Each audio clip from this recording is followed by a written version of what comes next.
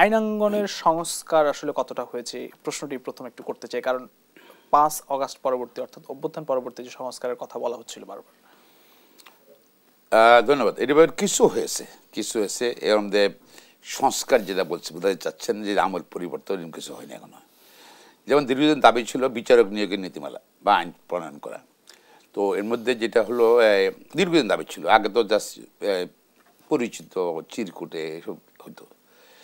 এখন যেটা করছে মাননীয় প্রধান বিচারপতিকে তাকে অ্যাসিস্ট করার জন্য একটা কমিটি করছে। সেই কমিটিটাও আমরা আমাদের থেকে ওপিনিয়ন দিয়েছিলেন মাননীয় আইন উপদেষ্টা, কিন্তু যে ওপিনিয়ন দিয়েছি আমরা সেভাবে কিন্তু হয়নি। এটা একটা আইন হয়েছে, এটা ধন্যবাদ। তবে আইনটা বৈষম্যমূলক আইন হয়েছে। বৈষম্যবিধি সরকার বিচারক নিয়োগে সুপ্রিম কোর্টের বিচারক নিয়োগে বৈষম্যমূলক একটা আইন করেছে। সেখানে ধরেন এই বিচারপতি নিয়োগ হয় থেকে লয়ার থেকে হয় মেজরিটি, আর জুডিশিয়ারি থেকে অল্প কজন হয়, এটার 30% হয়। এখন ওখানের মধ্যে আইনের মধ্যে ঢুকে দিচ্ছে যে ওখানে বিচারকদের প্রতিনিধি যিনি থাকবেন তিনি সুপ্রিম কোর্টে বিচারক থেকে নিয়োগকৃত বিচারপতি যিনি সিনিয়র মোস্ট উনি থাকবেন, কিন্তু আইনজীবীদের কোনো প্রতিনিধি নেই। ওখানে আইনজীবী থেকে মেজরিটি নেবেন আপনি। তো এটা ধরেন একটা ডিসক্রিমিনেটরি হয়ে গেল জিনিসটা। এটা নিয়ে ধরেন আইনজীবীর মধ্যে আলোচনা চলছে, ক্ষোভ আছে, বিক্ষোভ আছে এবং অসন্তোষ আছে প্রচণ্ড। আমরা রেস করেছি বারবার, কয়েকবার রেস করেছি আইনজীবীদের ক্ষোভটা। তো সরকার এখন এবারে কোনো রেসপন্ড করে নাই এটাকে আইনটা সংশোধন করার জন্য। তবে অ্যাটলিস্ট একটা হলো যে একটা আইন হয়েছে, that is the one things. আর আমরা বিচার বিভাগে যেটা নিয়ন্ত্রণ করে দীর্ঘদিন থেকে, দেখেন কারে রিমান্ড দিবে, কারে জামিন দিবে, সব কিছু নিয়ন্ত্রণ করে আইন মন্ত্রণালয় থেকে দীর্ঘদিন থেকে।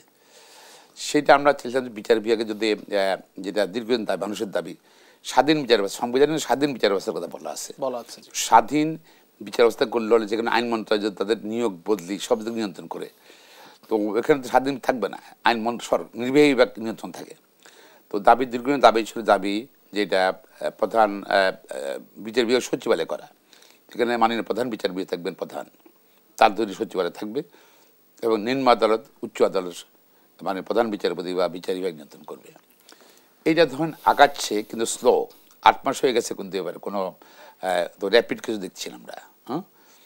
তবে এটা ভেরি ইম্পর্টেন্ট ফর আস। নাহলে আগের জায়গায় রয়ে এখন পর্যন্ত অফিসিয়ালি আগের জায়গায় রয়ে গেছে, সব কিছু নিয়ন্ত্রণ করছে আইন মন্ত্রণালয়, নিম্ন আদালতের বিচারকদের। ওরা তো বিচার ধরেন কন্ট্রোলটা কার কাছে, কন্ট্রোলটা কার কাছে, আইন মন্ত্রণালয়। তারা সুপ্রিম কোর্টে পাঠায়, প্রস্তাব পাঠায়। সুপ্রিম কোর্টে তারা তো আর এই ডিটেলস জানে না, তার ডিটেলস ফাইলও নাই, সুপ্রিম কোর্ট অনুমোদন দেয়। এদিকে ধরেন আপনার আলটিমেটলি নির্বাহী বিভাগে এখন নিয়ন্ত্রণ আছে। যে পর্যন্ত বিচার বিভাগ সম্পূর্ণ শাসন বিভাগের সঙ্গে পৃথক না হবে এবং সুপ্রিম কোর্টের বিচার বিভাগ সচিবালয় না হবে, সে পর্যন্ত কিন্তু আমরা মনে করি স্বাধীন বিচার ব্যবস্থা আপনি পাবেন বলে মনে করি না। আগাচ্ছে, কাজ করছে সরকারি পর্যন্ত, বাট ভেরি স্লো।